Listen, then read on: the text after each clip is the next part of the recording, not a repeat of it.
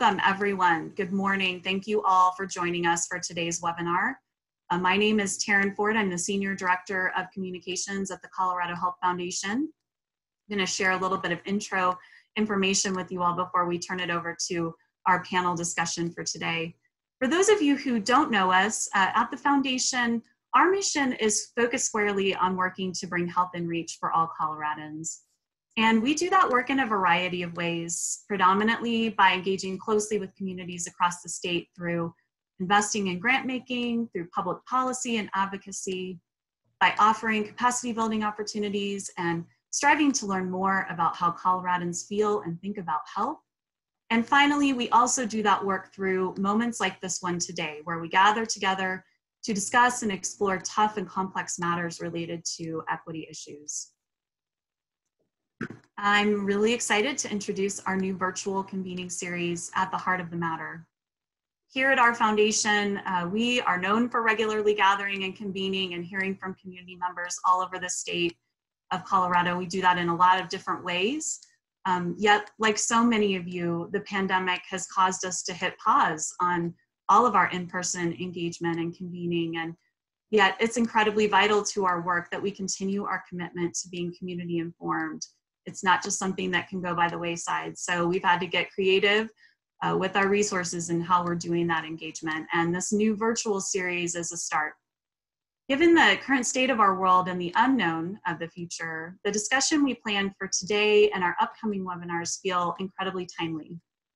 From now through November, our president and CEO of the Colorado Health Foundation, McNeil-Miller, will be hosting free monthly conversations with local and national leaders to discuss the impacts of systemic racism on the health of communities of color. And we also plan to dig into ways that we can take this moment in time to spark real, impactful, and authentic and lasting change.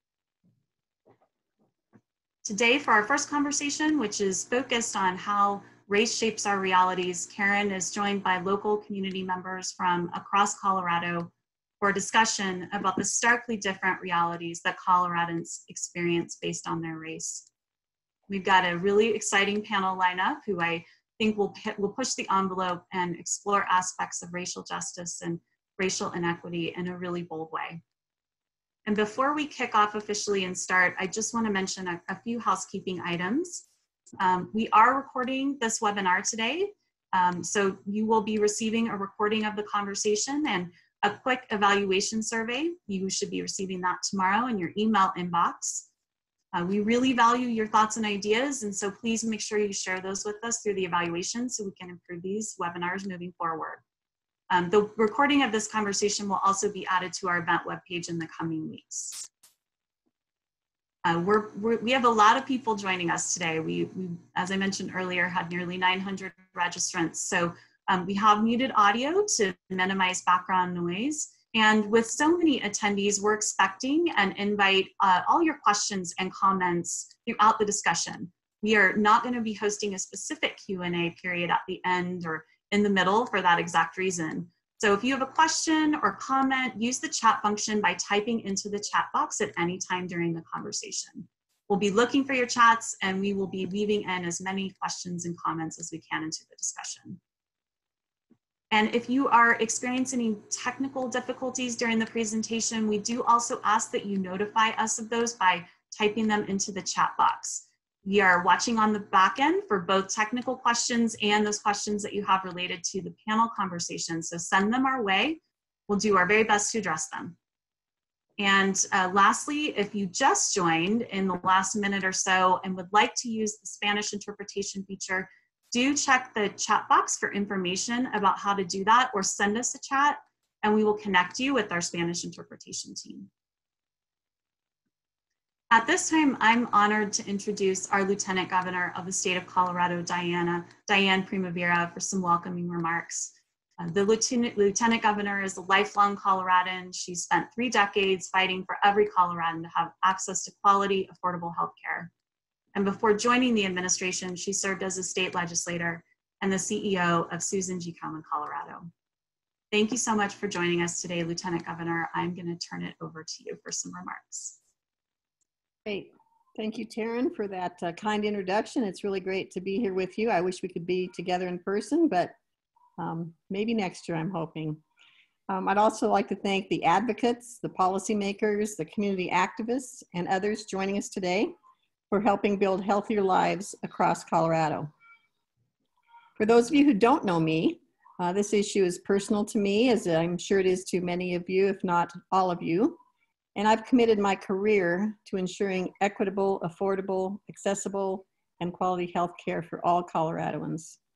I've been diagnosed with cancer 4 separate times, and 31 years ago, I was told I wouldn't live 5 years. So after I beat the odds, I felt like I'd been given the gift of my life back, and I wanted to fight on behalf of others who are facing the same challenges that I once did.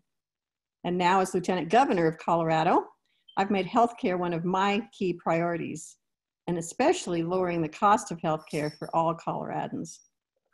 When Governor Polis and I took office, we pledged to build a Colorado for all, a state where everyone has an opportunity to succeed and thrive regardless of race, religion, sexual orientation, gender identity, geography, socioeconomic status, or disability status. And while we have the reputation of being one of the healthiest states in the country, and that's due in part to many of the people here and their advocacy, we know that health of our population is not distributed equitably in this state. So this makes the work to create a Colorado for all of central importance. Due to centuries of discrimination and systemic oppression, nationally, at the state level and locally, communities across our state do not have equal access to some of the most important resources and opportunities available to support their health and their well-being. We must reckon especially with the impacts of long-present systemic racism on the health of communities of color in order to spark lasting change. This includes, among many other things, ensuring equitable access to affordable and culturally responsive physical, behavioral, and oral health care, and health insurance coverage, affordable housing and healthy living environments, healthy food, and quality educational opportunities. As we meet today, we are also in the depths of an economic, social, political, and public health crisis. While the tragedy, uncertainty, and turbulence of this crisis affects us all, we know that the COVID-19 pandemic is not affecting communities across our state equally either. Underlying issues of inequality and injustice in American society have not gone away. In fact, the COVID-19 pandemic has pushed deeply entrenched health disparities right into plain sight. And that's why it's so important for us to work together on solutions to ensure equity in our response to COVID-19. To that end, Governor Polis established the COVID-19 Health Equity Response Team, and that's led by the Office of Health Equity. Through the work of the Health Equity Response Team, Colorado is focusing specifically on tackling these inequities to prevent the gaps from widening and ultimately saving lives.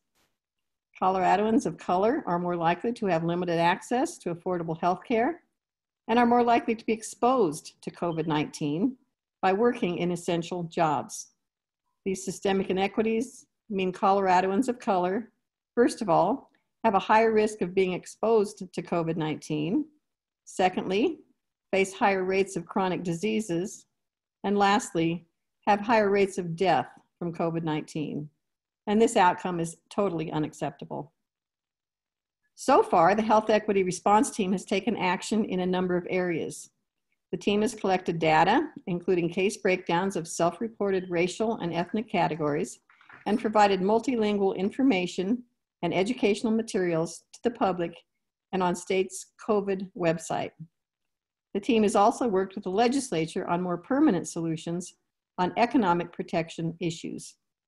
Additionally, the Office of Health Equity developed a set of equity guidelines for local testing sites to be incorporated in local public health agencies' scopes of work to increase access to testing. The COVID-19 pandemic has also exposed the failures of our systems to support specific communities in our state. For example, record unemployment levels have resulted in the loss of health insurance benefits provided through employers, making access to healthcare for many even more difficult in the midst of this public health crisis. Now is the time to think boldly, to create a new, more equitable normal that can bring health in reach for all Coloradans. And as the leader of the Office of Saving People Money on Healthcare, love the name, I'm proud to lead innovative efforts to make healthcare more equitable and affordable for the people of Colorado. It's my belief that all roads lead to health, and the transformative changes require looking across all of our state agencies for the most innovative strategies. I'm thankful for the partnership of leaders across our government and our state. Because in the past year, we've taken important steps to lower the cost of health insurance and out-of-pocket costs to further equitable access to healthcare. I'm especially proud of the following efforts. We had a really abbreviated legislative session, as you all know, but we were able to pass Senate Bill 215, which makes huge strides toward meeting our shared goal of ensuring that all Coloradoans have access to affordable healthcare. The bill does many things, but notably, it opens the door to coverage for people who are left out of health reform, people who have access to employer-sponsored insurance but cannot afford it, and Coloradans who are undocumented who have not had any way to access affordable coverage. House Bill 1236, which established the Affordable Healthcare Coverage Easy Enrollment Program, which does exactly what it sounds like it does. It makes it easier to enroll in affordable health insurance.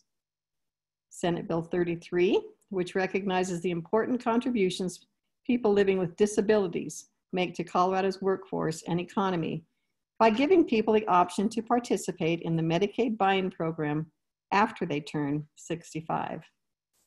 Senate Bill 212, which will continue the reimbursement of telemedicine to ensure safe and accessible health care during the pandemic and beyond.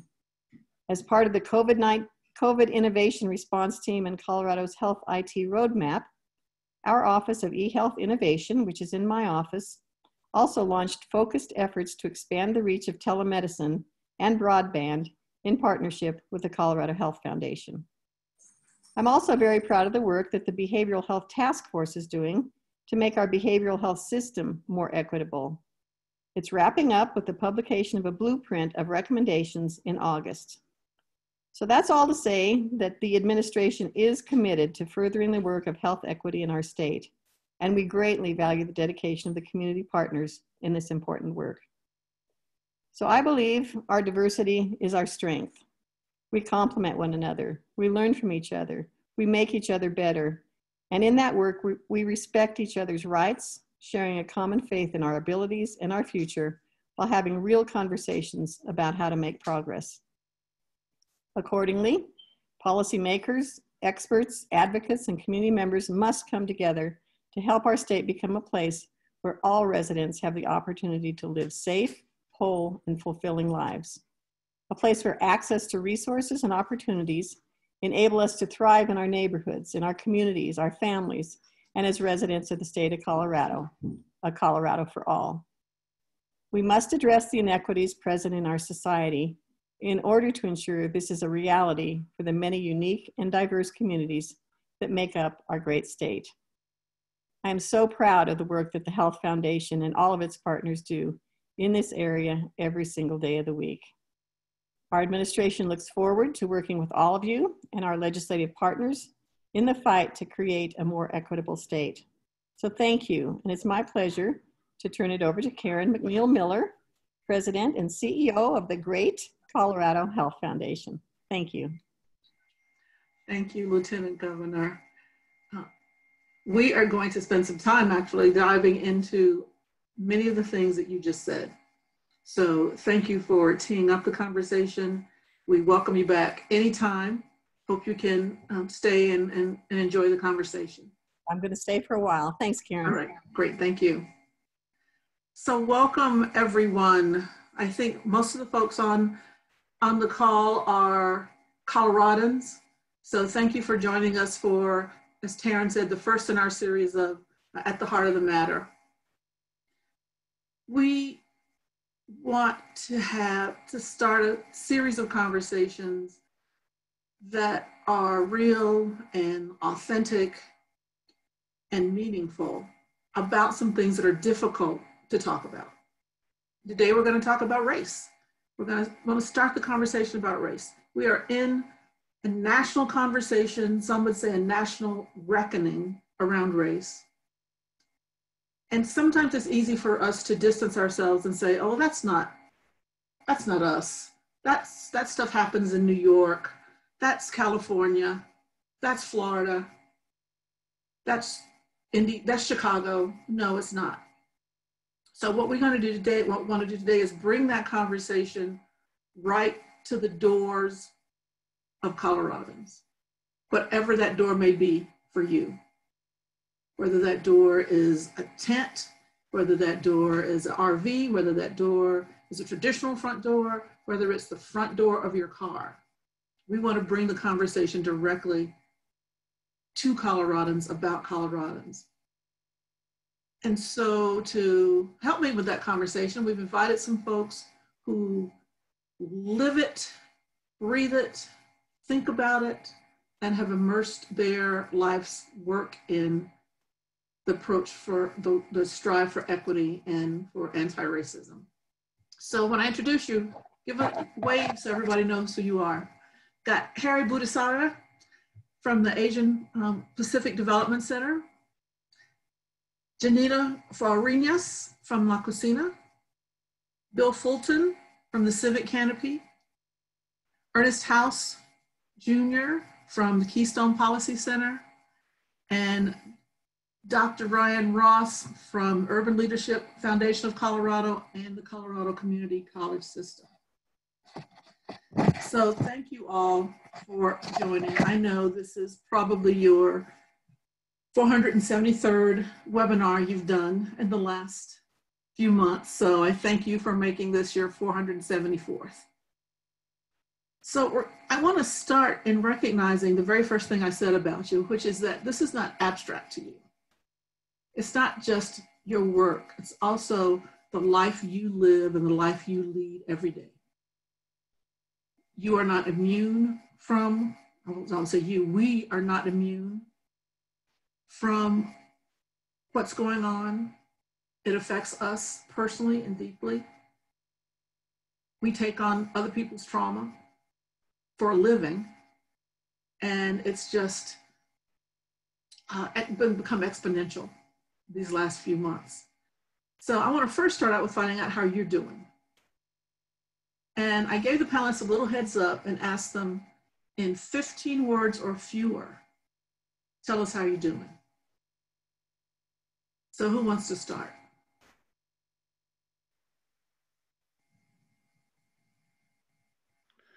Well, I'll jump in and 15 words. Let's see here. I feel like I'm living in a perpetual cycle of anger, grief, optimism, and hope at the same time. A Charles Dickens novel, if you will. The best of times and the worst of times. All right, thank you. I can go next. I am tired, but also hopeful because of all the new leaders we see appearing in the community to continue this fight. I can go next. So in Spanish, we have a very short phrase, which is, tengo los sentimientos encontrados, which is that my feelings have finally encountered each other. And I feel very much the cycle that Dr. Ryan is talking about of grief and tremendous amount of energy for the work ahead, both. So it's quite a roller coaster ride. Thank you. I think I'm feeling more committed than ever to the work of anti-racism and more humbled than ever about how much there is to learn.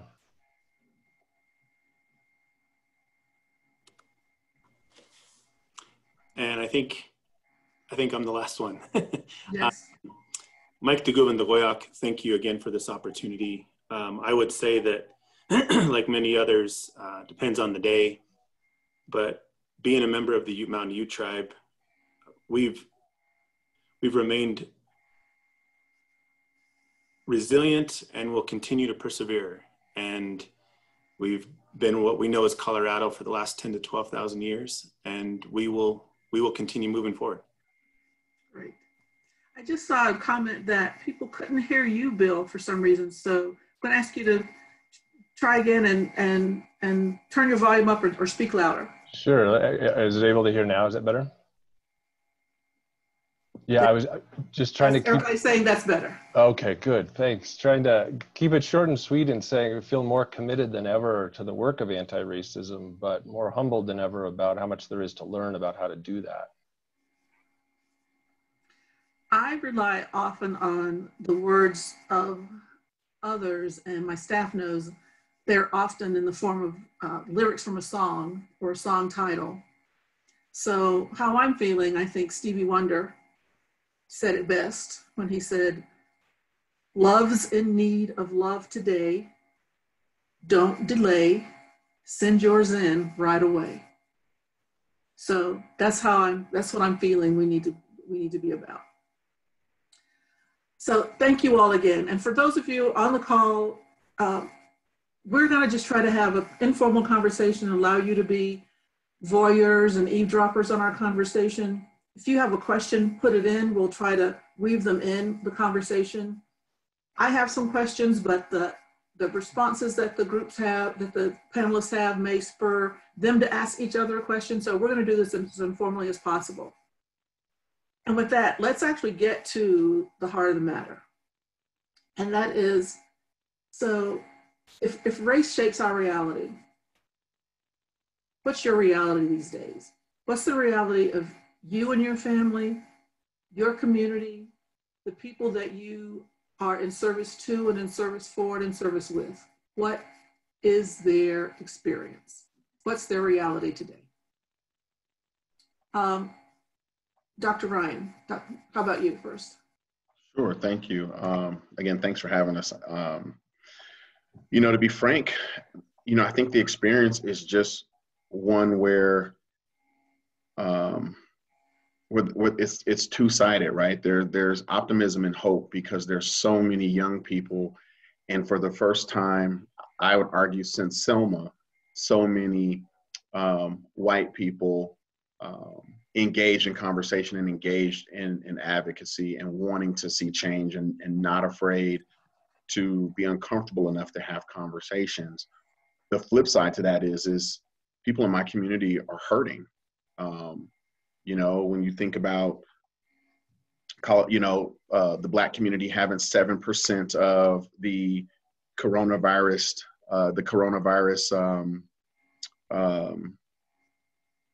having it, but only representing 3% of Colorado, that just means there's a lot of people in our community who are working in essential functions and having to go the extra mile to serve everybody else. And once again, being the heroes for our country and for our state, but not necessarily getting the credit. And then there's also just the isms and the injustice, whether it be with police or education or gentrification, just everywhere you turn around, there's inequity everywhere. And so there's a lot of diversity fatigue and a lot of really wanting other people to get it right. Because at the end of the day, you know, I always say Black people didn't create racism, so why should we be solving it, right? And so I think the right people need to not only start having the conversation, but doing the work that's going to create a situation where everybody can thrive and equity can be real for the first time. We'll come back and continue the conversation about what that work might be as we go along. Harry, how about you? For me, this experience has really shown how institutional racism really affects each of us differently, depending on our history of immigration, depending on our skin color. I mean, let's take a look at the Asian community, because oftentimes we aggregate Asian as just one monolithic group, regardless of the fact that we have hundreds of languages and, you know, hundreds of countries and continents. So, you know, there are members of the Asian community that are privileged enough to be able to work from home, to limit their social interaction. And then I work with recent refugees or immigrants that are forced to live 10, 15 people to a house because of affordable housing and low income, or forced to work in meatpacking plant in Greeley and Fort Morgan. So when you look at the data in Colorado alone, Asian community have lower rates of infection of COVID-19, but then when you break it up and you pull Pacific Islanders or refugees, you see a higher rate of infection. So this experience really highlights how even us, communities of color, we still have our own privilege at play, and it really impacts us differently based on how our privilege, basically protects us. Absolutely. That's a great point. Janina. Thank you. So our community right now, if I could choose two really strong feeling words to describe what I'm feeling every single day with the community itself, is anxiety and fear. And I think that the anxiety and the fear have been magnified to the nth degree by the fact that we have, in addition to a pandemic, the current movement to crack open this thing we call racism, this kind of ocean that we're all swimming in every single day. So I think that there are major differences between generations in the Latinx community, and there are major differences also between communities in the Latinx community about how to make sense of what is happening. So on the one hand, a large number of our community members don't have access to the care that they need, don't have access to any sort of the stimulus dollars that are coming down the pike, don't have access to X, Y, and Z, right? The disparities just keep mounting up.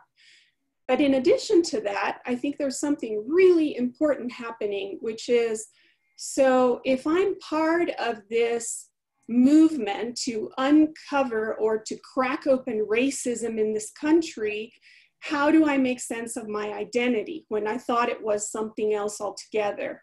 And what I'm speaking about very directly is now this awareness, especially by the generation that has either been born here or educated here, that there is racism inside the Latinx community, that we have whiteness too. I mean, look at my skin color, right?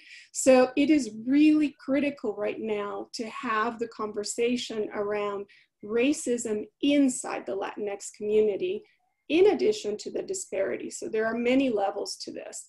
But this, I think, are the two pieces that I see most often, and both of them bring up a lot of fear and anxiety. They also bring up this whole thing about, are we having an oppressions Olympic? Somebody in our staff really talked about it in that way, where there's this comparison happening that seems utterly, utterly defeating, actually. Ernest. Yeah, I would also agree with that. I feel like, sometimes you feel deflated. Sometimes you feel like we're just spinning our wheels. And speaking from the American Indian Alaska Native community, as a member of the Ute Mountain Ute tribe, and from southwestern Colorado, it starts with history. It's always started with history. We've been forgotten. We've been called the vanishing race. Nationally, less than 2% of the US population identifies as American Indian Alaska Native. In Colorado, we have similar numbers. About 1.86% of the state identifies as American Indian Alaska Native. We have 2 federally recognized tribes out of 474 nationwide, but over 48 had called Colorado home historically and been forcibly removed. Like, this conversation, not just about race, but talking about dark chapters, it's uncomfortable for us. We've had that traumatic history. We have that trauma that we've lived it, the boarding school, the reservation, the extermination, time after time again. And then you throw in a situation like COVID-19, and it's been called the worst of both worlds at the same time for our indigenous populations and our Native communities. Because you throw in that history, but then now we also have been impacted, our health and our economies and our tribal communities have been drastically impacted. And let's be honest, pre-COVID, it wasn't that great for Indian country. We are running we were underfunded health systems. We are isolated communities. Social determinants of health were running rampant. I mean, we can talk about this again and again, and I guess I feel sometimes just tired of always talking about not just the impact to Native communities, but how we can have these conversations and move it forward. What we need to be doing now. And finally, I feel like now we have the attention through partnerships with Black Lives Matter movement, protest movement, and others, we finally have these allies. We have this opportunity to raise our voice, to stand up that we're more than just 2% of the nation's population. So Bill, what's it like to be a white man these days? Great question, Karen. I think just that very statement is, I think, part of the aspects of white privilege is that I think for many white people, that's not the way we frame the question of our community. We might think of the geographic communities we work with, and so I would say that's the top of mind response, is an increasing awareness of whiteness as part of the racial mix and coming to terms with what that means. I mean, I appreciate the points about introspection that everyone's made. How do we come to terms with that as a white community, of our role in perpetuating this history, and what does that mean for our identities, and how can we learn as fast as we can without causing more harm and more burden on friends of color to educate us. I think there's a lot of themes, and I see in the chat the comments people have about what their hopes are for this. Those mirror very much a big portion of what I feel like I experience amongst other folks who are white. And to acknowledge that another major segment of the white community is not embracing that so much, but kind of recoiling out of some fear and concern about the state we're in and what that means for our communities and our safety and our perceived sense of unity. So we need to kind of take ownership that there's not a unified response by any means. But I will say an encouraging amount, to Ryan's point, of being willing to kind of step forward and begin to take responsibility and engage in new ways. So Ernest talked about the history, and there are lots of questions or comments in the chat why people are here, as they want to know how to start having these conversations. Do you think it's possible to have a conversation about race if people are unaware, uninformed, or ill-informed of history? No. Ryan? No, absolutely not. And that's why it's so important. We have to atone for the mistakes of the past. I tell people all the time, America's like a bad teenager, right? We have the ability to get it right as we move forward and learn and grow, but we have to acknowledge what's happened in the past in order to have those real learning lessons. And so, like, even thinking about something like the protests with looting, right? People were like, oh, people got to stop looting. I'm like, First Continental Congress, what happened there? The Boston Tea Party, what happened there? Who do you think we learned this from, right? We've got to go back and look at Tulsa, Oklahoma, Red Summer, like it goes on. And one of the real problems with privilege is you don't have to think about that because it's not in your DNA. You don't carry that internalized fear and that internalized trauma with you through generations.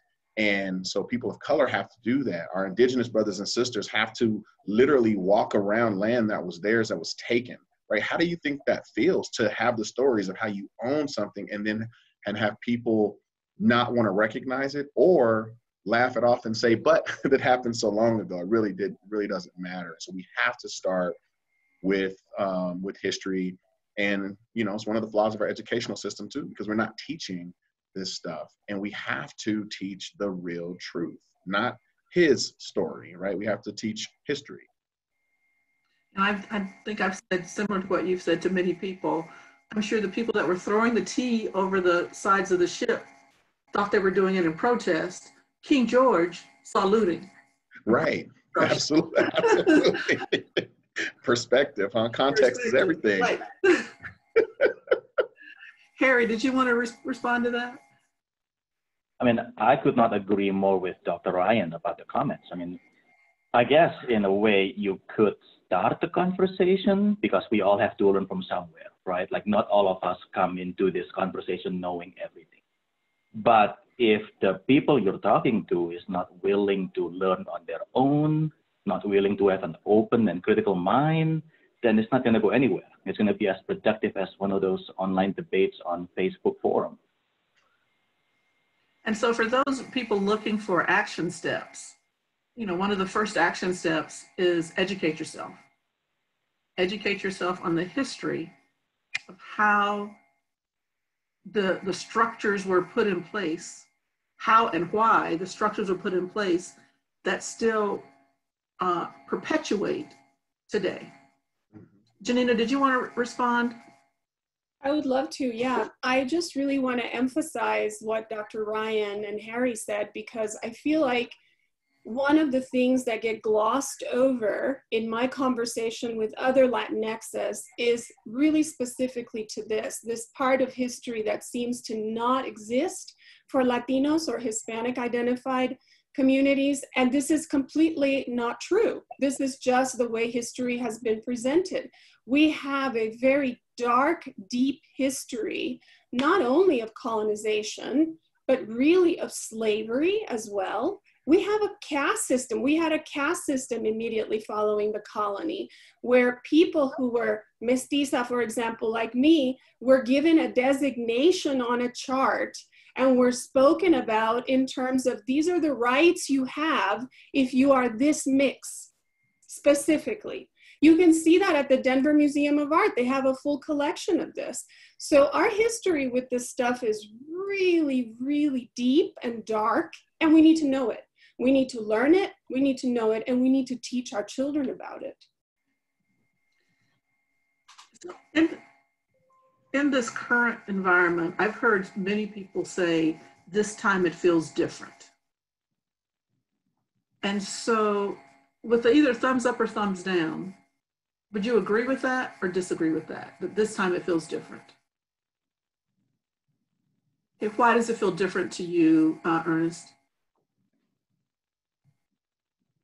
Well, I think, and I completely agree with what people said before, but I think that we've seen space, and I'm very thankful for their space to be given to our Indigenous voice, that primarily has been always struggling to try to bring awareness to Native issues, if that was taking over former FBI buildings or doing other additional protests. But unfortunately, the general public over the time frame has seen American Indians stuck in the past, a black and white photograph, something that you see in a museum if you go to DMNS or History Colorado. And we don't talk about the contemporary issues down in Toyac in my tribal community, or the clean water that's needed, or maybe the lack of running water in the Navajo Nation or other rural communities and tribal communities like that. So I think it's given us an opportunity to raise our voice. Look, it's also been said that but our tribal communities, that we unfortunately have lived between massacres and mascots. And if the awareness of what we're doing raises the importance on why stereotypes have a negatively impacted effect to our teenagers, now is the time. And we're seeing that by changes, by ways being forced upon these national organizations and sports teams to start taking addressing it, and taking a look about how they want to be a part of that conversation or not. Bill, why does it feel different to you this time? I think for a number of reasons. I mean, again, going back to Ryan's point, just the sheer number of white people who have seen this as a movement to join, to be in the streets, just the kind of willingness to see this, not something to sit on the sidelines and watch, but to actually participate in, is, I think, an encouraging difference. But also, I feel like just how sophisticated of a movement Black Lives Matter really is. I mean, the intentionality of learning from past movements and applying new forms of leadership, just distributing power, including and centering every voice that's possible. It's just, I think it's an incredibly robust way to model the very society of sharing power that we're marching for. And there is just, I don't know if it's because we were all in kind of COVID lockdown and we're part of the same story, but I can't remember certainly anything in my lifetime that felt like we were living a kind of a shared experience together that had the potential to change everything. Whether it will, I mean, I think we have to be careful not to celebrate before we see the substantive changes, but I don't think we should be, I think we should take advantage of the possibilities. So someone commented that, there were lots of people on the streets in the 60s too. So now we're 40 years, 30 years hence. Not many of you were probably marching in the 60s, but how would you respond? How would you respond to that? The kind of the difference between then and now? So I wouldn't say there's necessarily a difference between then and now. I would say there's a reminder, right? Like when I referred to Selma earlier, right? When Selma happened, you know, you had the use of national TV to amplify the atrocity and the immoral actions that were happening, right? Like straight up, just, you know, just monstrous stuff. Now you have, when you think about George Floyd, you have that same kind of effect, but now it's social media. So now you're not depending on national news to pick it up, but you're getting national attention, and you can't argue with seeing a modern day lynching. And so I think that we are in a situation where the injustice is again being amplified, so people can't ignore it. And you also have the pandemic, right? And while the pandemic has been hard to deal with, it's also been a blessing in disguise, because it's made people sit down long enough to actually see what's happening. They can't get caught up in the rat race and not tune in or not hear what's going on because they're stationary. And so I think with those two things, and you have, again, when you look at the protest and you see how diverse they are, and you see white people becoming part of the conversation, that's different, because now you have, in my opinion, you have people who have privilege who are actually willing to do the right thing with their privilege. And so for that makes me hopeful. Makes me hopeful that we can do the right thing. And you also, even when you look at the protest around Colorado, people are tired of being tired, right? And so if it's not different and things don't happen, we're gonna see our country burn in a really bad way. And so that's why I think things are a little bit different right now. And we have an opportunity to do the work. Even these kinds of conversations happening on a platform where 556 people are on here. This time last year, it had been the panelists and like our best friends on here, right? And so that's why I think things are a little bit different, and we've got some more opportunity. So kind of going the analogy we're using before, or the example we're using before of the Tea Partiers. They were doing what they thought was right. And as I would say to people, it was the American Revolution. It wasn't the American understanding. It was the American agreement. It was the American Revolution. Do you think that's what we're headed for again? Another American Revolution, a racial revolution? Yes. If people don't listen, if folks in power don't listen, and we don't see action happen in the right way, and if we don't see policy, if we don't see the institutional and systematic racism addressed at the policy level where people's voices are actually being heard, if you don't listen to a baby, they have a temper tantrum, right? Like same thing. Go ahead, Janina. What do you think about that? Yeah, I do think that actually we're at the start of a revolution, but I also think that we're vulnerable. I think that there are enough causes and conditions playing themselves out that there are different ways this could turn out. You know, I grew up in a country, and this is something that is going on for me very personally right now. When I see the tear gas, for example, being thrown at protesters on the street, I recall what that was like in my own country of origin. You know, I recall being a child and my father at some point coming out of the room and yelling, you know, they're throwing tear gas, so get under the beds. We don't know what else is coming. And the tear gas would stick around our home for days and days and days. We would have to put up with it. So I think that kind of imagery, just because I know how bad it can get, sometimes I feel like this is fragile, this is vulnerable. We can't take it for granted. So for me, this is one of the reasons why I also really feel compelled to tell all of my Latinx brothers and sisters, we've got to get behind Black Lives Matter, because that's a movement that is far enough along that we have something to learn there. I had somebody who said to me, why didn't this happen when children were being caged at the borders, right?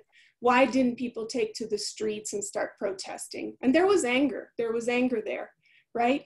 And I have to tell you that for me, I very clearly and quickly thought to myself, that's the wrong question. The right question is, what can we learn, actually? that we can really understand what organizing is like. So this level of organizing feels new to me. This level of engagement and, you know, even just the optics of who's participating seems different to me. That's exciting. But I also really feel like there's fragility here. There's vulnerability that we need to take care of. Let's talk about Colorado. Bill, did you want to respond to that? Go ahead. It's so hard. It's such a brilliant question. And Janina, your response just made me want to leap in. What I love about your question, Karen, is it forces the question, what's the difference between just trying to make improvements and an actual revolution? And I think the stakes are that high. A revolution to me would mean we had lost the legitimacy of this system to fulfill the needs of its people. And I think that's hanging in the balance. I mean, is this a system that's fundamentally incapable? And I think it's a little too early to tell which way we'll go, but I think we have to be willing to pose that very question. And I think one of the solutions, if we do it right, will be your answer, Janina, which is the ability to identify a cause greater than myself that I'm willing to align with and support others to do. And so we have a lot of control over how that answer will go. And I think your response was great guidance on how we got to think about that. How ready is Colorado to have this conversation? And if not ready, what's it going to take for us to be ready? I'm going to let Harry and Ernest start with those. For me, I think we are really at the very beginning stage of this conversation. It's like the baby's first crawl, not even a step. It's like the crawl of this conversation. Because, you know, on the one hand, I think all of us can agree that overt racism is not okay, right? You cannot use racial slur. You cannot kill people because of their race. You should not be stopping people because of that.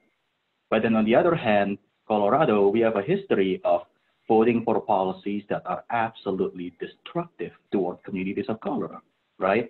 We have people that may have Black Lives Matter signs on their front yard, and then they promptly move to a white gated suburb, so that way they have high property value, and they don't see that disjointed, how their action is completely different from their belief. So I think, how are we ready as a state? Are we ready as individuals to have this conversation? That's a very hard question to have, because oftentimes our actions do not match what we loudly proclaim to each other or on social media.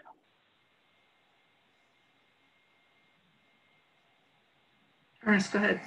I would also agree. I think that for me, you know, working at the state for the last 12 years, or previously prior to being at Keystone as director of Colorado Commission of Indian Affairs, I think we are seeing Colorado implement a lot of forward-thinking response around Native American issues, like Native American Graves Protection Repatriation Act issues, Indian Child Welfare Act issues, strengthening tribal state sovereignty relationships. The list goes on and on. But I was also seeing and being invited to these communities that were open to having conversation in San Miguel County and Crested Butte and Salida, places that wanted to rename mountain peaks because these individuals had, you know, they had been named after individuals that never stepped foot in Colorado, or, you know, what were the indigenous place names for 14ers and rivers, and trying to bring awareness to removing some of that stuff. So I think that we need to continue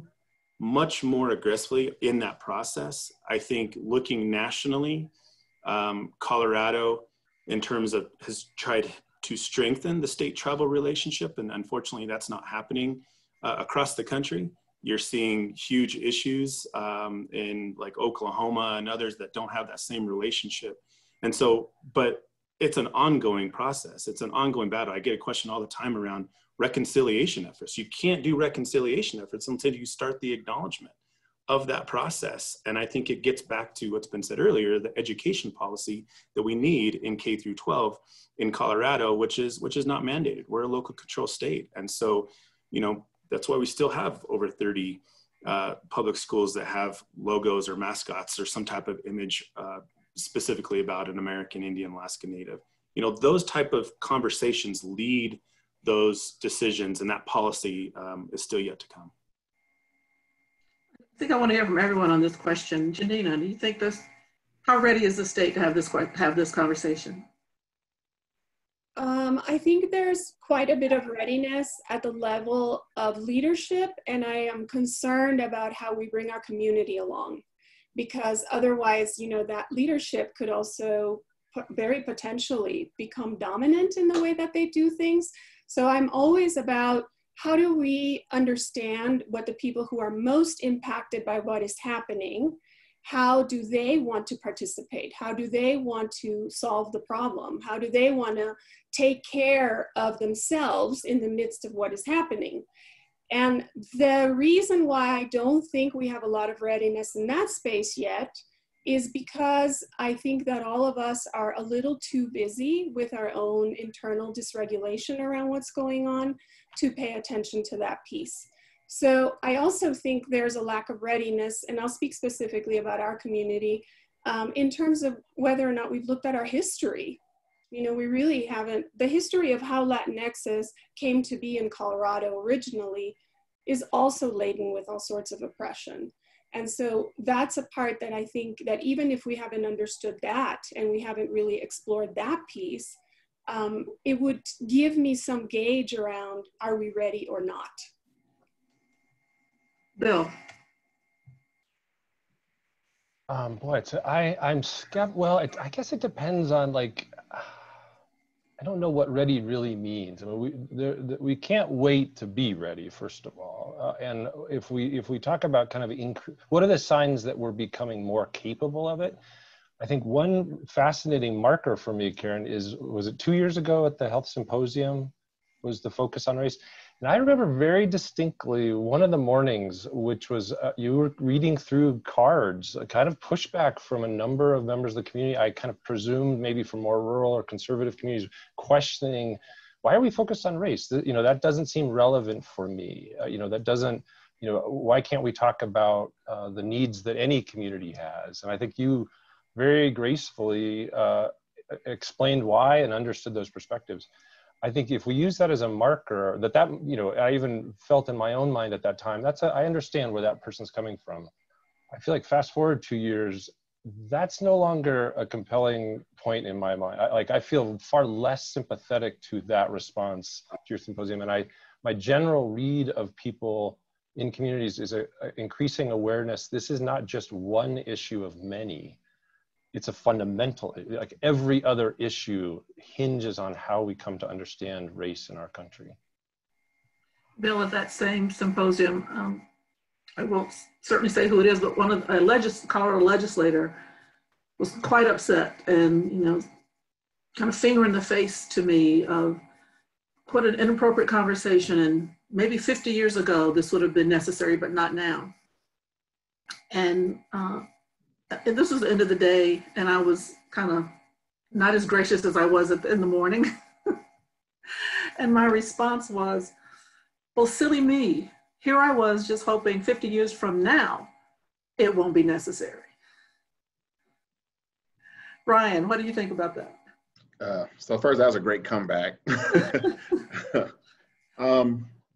So I agree with Bill in a sense that I feel like the time is now, based on pockets of people in leadership who are in place. Do I think we're totally ready? No.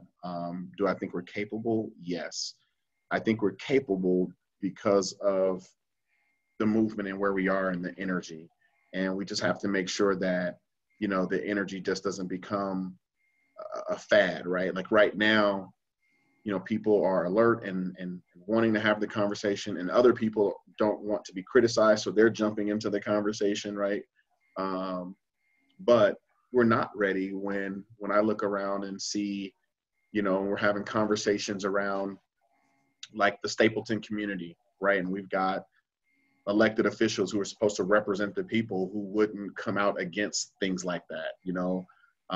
When I look around across educational systems and see the vast inequity that our students are experiencing, but no one having the conversation about why that's not important. So when I look at things like that, that's when I know we're not ready, but we have the right people to push us in the direction and get us going and give us some training wheels in the right direction. And I also think the nonprofit and foundation and public community is leading the way, and we need business to catch up. I think if we can get business to catch up and get on the same page as our foundations and nonprofits and folks doing public service, I think that'll really put us in a direction to really do some intentional work. Some of the comments in the chat and things I've just heard as I talk to people across the state, the folks in the rural communities think they have a steeper climb or a steeper hill in this conversation about race than the folks in the urban communities. I'm not sure I agree with that, and I'd want to know how you feel about that.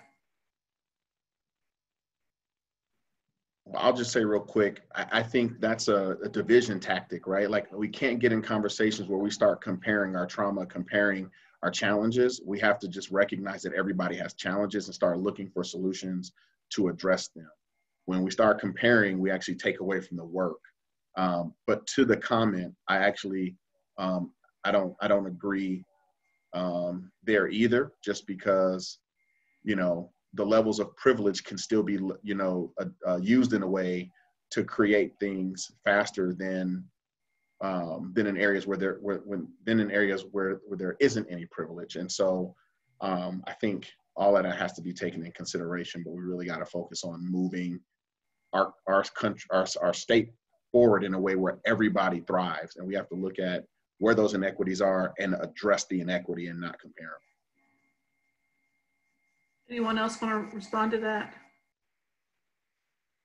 I'll add very quickly, you know, we have quite a bit of projects in the mountain region. So in the Vail Valley area and up in Carbondale and all the way down to Vail.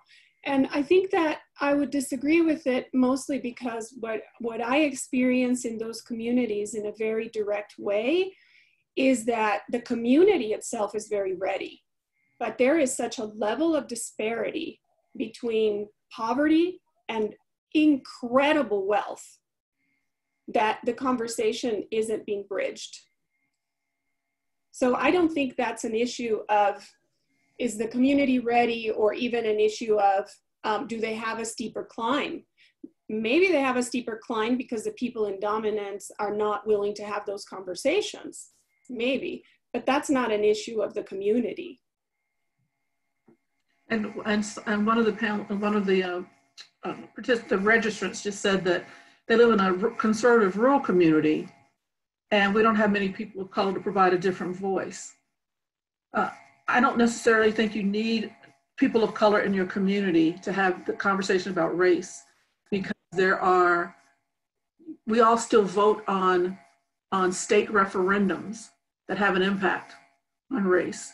We all still vote on a tax structure that has an impact on race. And so there are lots of ways that it's impact, that the conversations can be had without people of color in the community. And so I think that's part of the, I think that's part of the learning as we go forward and having more of these conversations.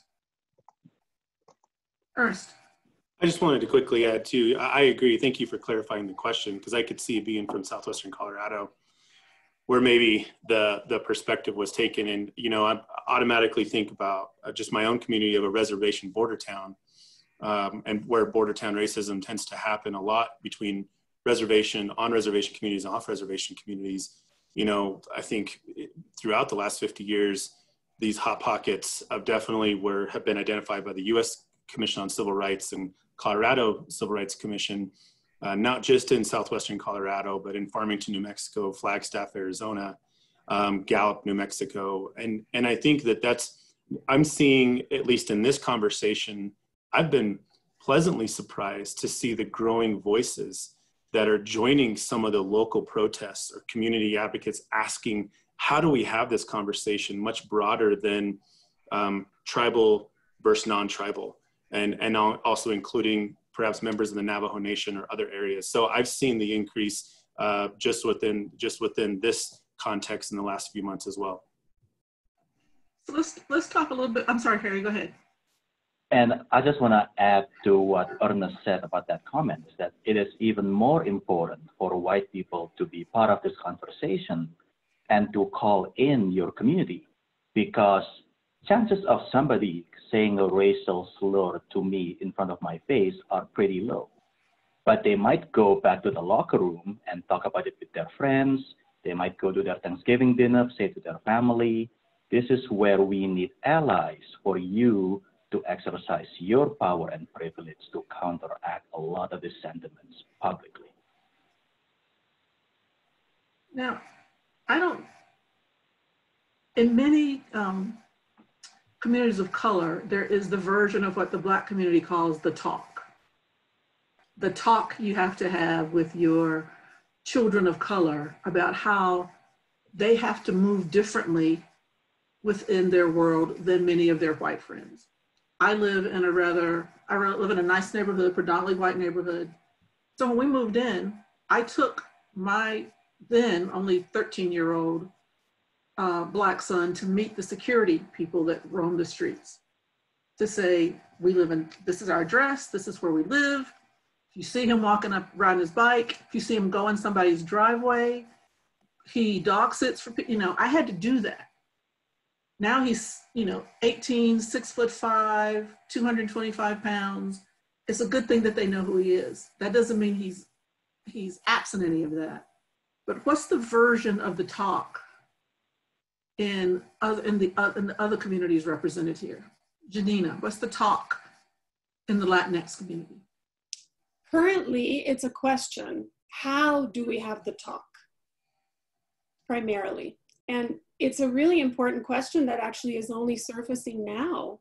So for a long time, really in the community, because there is a lot of colorism in the Latinx community, the reality is that the talk wasn't happening at all. And I think it's actually the children and the new generation that are pushing all of us into a space where we're having to have the talk, because they're coming home and they're saying, this is what I'm living through at school. How do you suggest I handle that?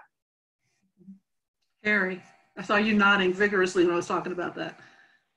Yeah, I think for a lot of Asian community, and this is what I want to, ask your Asian friends whether or not the name that you know them by is their actual real name or not. I mean, my name that you see on the screen, that happens to be my real legal name. There's a long story about my last name, but oftentimes a lot of immigrants particularly, we will have two different names, right? There's the American version name with easier to pronounce name, because we kind of get sick of people pronouncing our name wrong every day. I get my nails done like a lot of people do, and there are a lot of Vietnamese, and they always say, my name, I say, what's your name? Oh, I'm Cindy, or and I was like, no, what's your real name? Teach me to say your real name. So when I request you, I'm going to request your real name. And they're always caught by surprise when I ask them that. Bill, what's the talk? It's another great example of white privilege.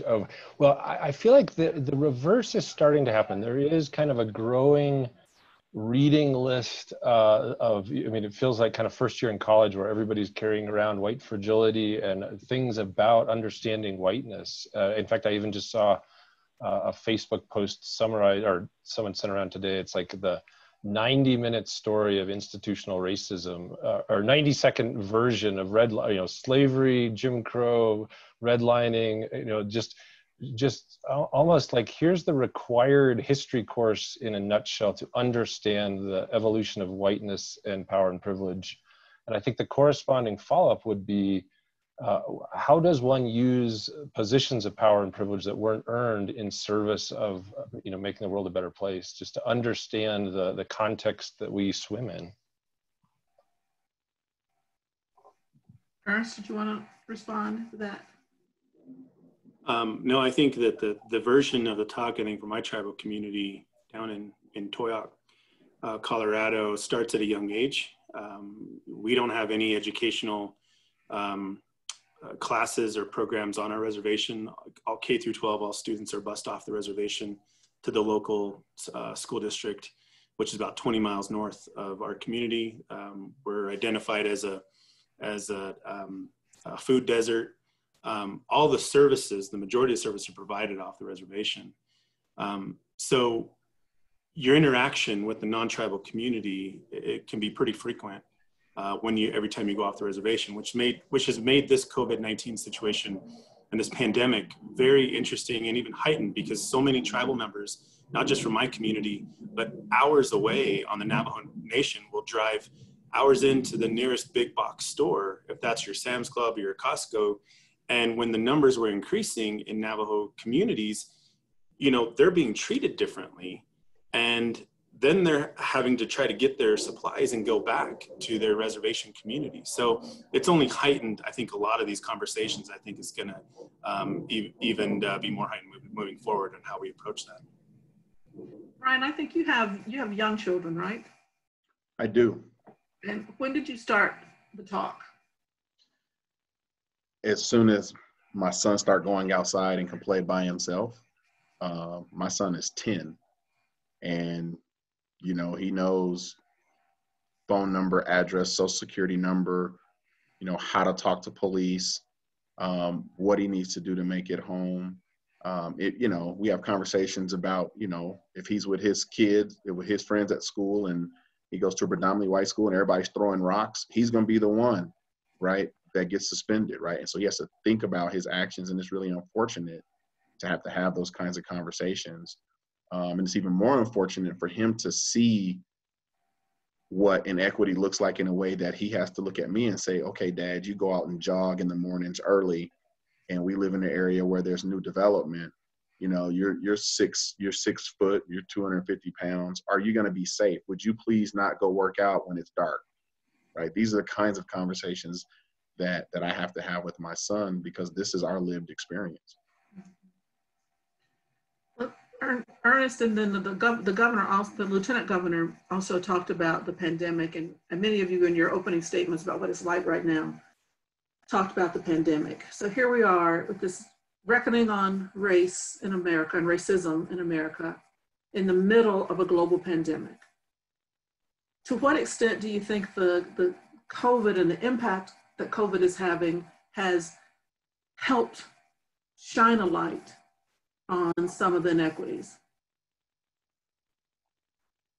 Well, oh man, I guess I'd have to think about I think it definitely has identified the need from our tribal community in a tribal leadership position on how to not be a food desert, what tribal communities need to do to develop stronger food systems, what we need to do to create broadband infrastructure. When the wind blows hard enough in my community, the administration email is out for the rest of the day.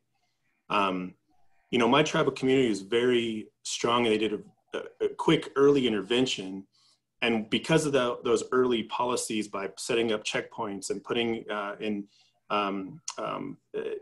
different types of policy to protect the community, there's been low numbers of COVID cases. But, at the same time, by limiting interaction, our casino that quickly had shut down as a tribal business was turned into a food distribution center, where the tribal community was dispersing food to 1,600 people and 675 homes in 2 different communities. So I think, if anything, it's shed a light to the gaps that we knew that were there, that were even more increased because of the pandemic.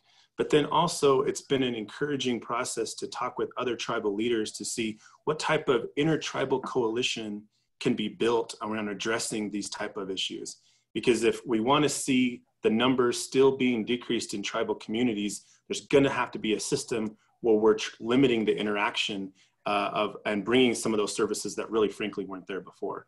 And so I think if there's anything that it has shed a light on, it has kind of changed the way we look at what the big gaps are and how we need to address those based on the needs in any country. Bill, I know you think a lot about the intersection of health and everything. So how would you respond to I mean, I think at a tacit level, yes, it certainly has. But I guess what's troubling about that question, and not you asking it, but just the way we phrase that as a country, is like, I'm not sure there was any more light needed on these. I mean, like, what graph haven't any one of us seen in the last 25 years that wasn't exactly the same? What map is any different? So what I think that point means is, for a lot of people that weren't paying attention, now this is the moment where, and so I just feel like the takeaway there is less about what it's revealing than, to the degree that someone sees something really important, something systemic about this, how do we then take the next step and say, okay, we haven't done anything about these patterns in our history. Back to your first question, what will be different now? How do we use this as a chance to no longer kind of scratch our heads and say, that's a funny connection between the, you know, the maps of low performing schools, the maps of redlining, the maps of food deserts, and instead of pivot and say, okay, the advantage of COVID is that the only way to solve this is together. You know, we're not going to be able to do this with piecemeal programs. So how do we kind of link arms in addressing a pandemic and never let go as we go on to affordable housing, as we go on to access to all these other services? I think that's the question we have to be ready to really stick with. Harry. One thing I want to add to your comment, Bill, and I agree with you that we've seen all the data for the past decades showing all these inequities. I think the one thing about COVID that has really made it clear to me is that when you know, which communities is the government willing to actually sacrifice in order to keep the economy growing, right? Which class of workers are we willing to force to continue working, whether it's meat packing plant or supermarket or school teachers, so that the economy can keep growing. So I think that's the starkest reality of the COVID, is who are we willing to sacrifice so that the rest of us can keep going. I had a question earlier from one of the attendees, and it's, what happens if we don't get it right this time? Nina, what happens if we don't get it right? I don't even want to think about that. I mean, it's really, really hard to even think about it. Well, I guess I have a lot of hope and a lot of trust that we are capable. And so I believe that we can get it right. The phrase "get it right" seems a little funky in there, because what does that even mean? I do think that the pandemic has, that this is possible because of the pandemic. I do think that the causes and conditions that have come together have made it possible for us to even be having this conversation now with someone not waving a finger in your face, Karen. Because like you, I hope that in 50 years, we're not doing that anymore. So I guess I think that we can do it. I believe that it's going to take a huge amount of work, but I'm hopeful.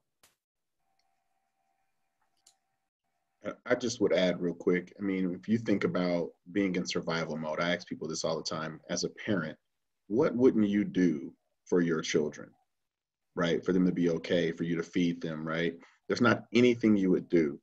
And so if we have a country or a state full of people in survival mode, what do you think is going to happen? So we do have to ensure that we make the right moves and right decisions in policy and who we elect and how we look out for people. We've got to get to a place where everybody can thrive. Because if we don't, you know, the next Alexander Hamilton musical will be about one of these young people who is coming up right now, who led the next revolution. That's what's going to happen, plain and simple. So, and it doesn't have to. I mean, a lot of this, unfortunately, common sense isn't common, and that's sad. But if we just looked at our neighbors and looked at the things we're a part of and just simply said, who isn't thriving and how do we get them there, right? This thing would, I mean, it would go so much better.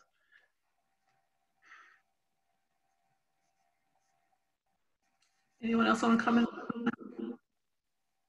Just want to say that was brilliant. That's exactly the response we should have. So we're getting, unfortunately, we're going to get close to the end here quickly. We've got, how many people? We've got, you know, right now, about 500 people listening to us. If you could ask them to go do one thing to be anti-racist, because we know being a non-racist isn't enough, to be anti-racist, to be an abolitionist, to move this conversation forward, what's the advice you would give them? What would you ask them to do? Harry.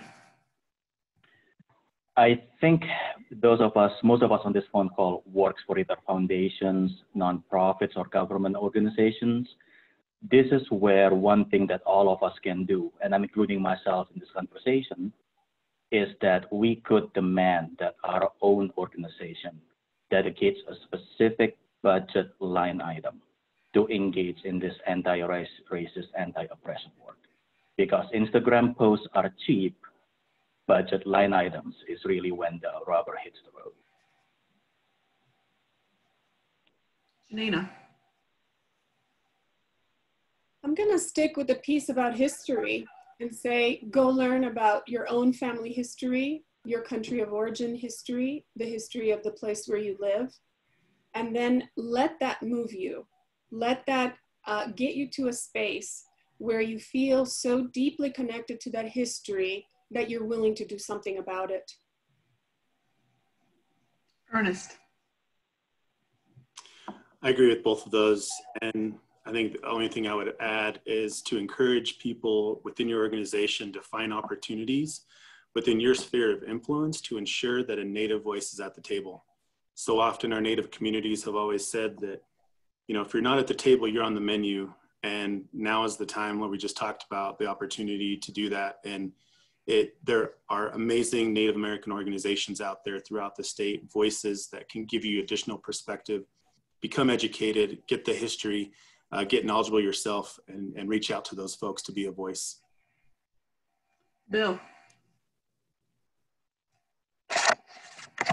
It's so hard one. I feel like what's been incredibly helpful for me is to focus on the systems, not on just the individuals. And I think for the white community, that means in particular, we need to be more comfortable with discomfort and not needing to feel justified, not needing to say, but I didn't mean it that way, or protecting our own self-image and egos, and just be willing to say, it's not about individual behavior most of the time. It's about deep patterns, and we've got to be much tougher and bolder in these conversations. Ryan. It's probably the hardest question of the day, to say one thing. We may have a few minutes for you, everybody, to give another one, but right now stick with the first one. Yeah, so I'm going to say it broadly. It's being comfortable, being uncomfortable, and conquering the challenges and not the critics. You know, after Mr. Floyd's death, there were, I don't even know, I can't even count the hundreds of statements of solidarity I read from organizations, foundations, municipalities, corporations. If those entities that put out those beautifully worded statements would actually put some action behind those statements and live into the promises they made in those statements, we would make lightning speed progress. Absolutely. Lightning speed progress. And so I think I haven't gotten the 2-minute warning yet, so I think you got a chance to give another one. Who's dying to give another piece of advice? I will. So I've seen some of the comments, and so some of the folks in the rural community who were saying, hey, my community isn't diverse, it's just us here, how can we have this conversation? I would challenge you in those communities to, you can go on Google, it's about 15 minutes, watch the Brown-Eyed, Blue-Eyed Project by Jane Elliott. Just watch that, and then begin to have conversations in your community about that, and start there. And then, think about your circles, right? If everybody in your circle looks and acts and thinks the way you do, invite some new people into your circle to hear some perspective, because storytelling is the greatest way to gain new perspective. right? Got time for one more piece of advice, Bill.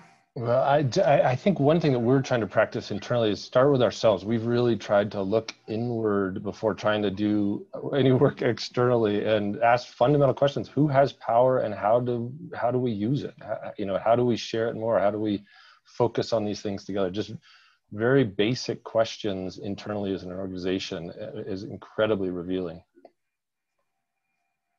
So before I make some final comments, I want to thank all of you, and I know as all the attendees do, thank you all for your insight and your passion and your continued commitment in this fight. I just want to say to everyone that's listening, as I said at the beginning, this conversation was not about New York City or about San Francisco or about Miami. This conversation today was about Denver. It was about Brighton, Fort Morgan, Alamosa, Walsenburg, Grand Junction, Natarita, Cortez, Durango, Aspen, Walden, Campo, Yuma, Delta. It was about the entire 104,000 square miles of Colorado. It's about the entire 5.7 million people in Colorado. Racism just doesn't affect the approximately 32% people of color in Colorado. Racism impacts the other 70% white. And so why wouldn't you care about it? It should matter to you. Anything that affects you or your neighbor should matter to you. Anything that affects the health of you or your neighbor should matter to you. Anything that affects you and your neighborhood should matter to you. Anything that affects you and your city, your county, your state should matter to you. And this affects us all. So this is not something that's just for a minority, literally for a minority in our state. This impacts us all. Certainly racism desperately and disparately impacts those of us who live in minority communities, but it impacts everything. And policies, practices have to change, and we have to be the start of that change. At the Colorado Health Foundation, we talk about our goal is to bring health within reach to all Coloradans. Having a conversation about race is important because race matters in the health of Coloradans. It matters your race, what your access is. It matters what assumptions people make about your living conditions and your willingness to comply. It matters where you live and your race with the pollution. It matters which the school you go to. And we want people to have health within reach. And for so many, it's not. Racism is a big part of why it's not. And people ask why we do what we do at our foundation. It's, people say, and you've all either said or heard people say, without your health, if you have your health, you have everything. And so we agree. So what do we want? We want everyone to have everything. And lastly, I'll say that I don't know how I'm feeling about the future. And back to another old school song. This is an old school gospel song. I can't sing, so I'm not going to try, but it's a song that the title is Don't Feel No Ways Tired. I know some of you that are listening can probably sing it. I need Brianna Cunningham from our staff to be behind me singing, but the words of the song is, I don't feel no ways tired.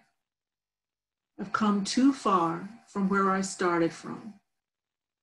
Nobody told me the road would be easy, but I don't believe he brought me this far to leave me. And so with that, I will say thank you to the panelists. I will say thank you to the attendees. Thank you for participating and giving your insights, attendees, in the chat. And hope you'll be joining us in August for our next Heart of the Matter, where we're going to talk about fearless and fierce women of social change. So thanks to everyone. Have a great day. Have a great day. Thank you. Thank you. Thank you. Thank you. Thanks. And thanks, Alejandro.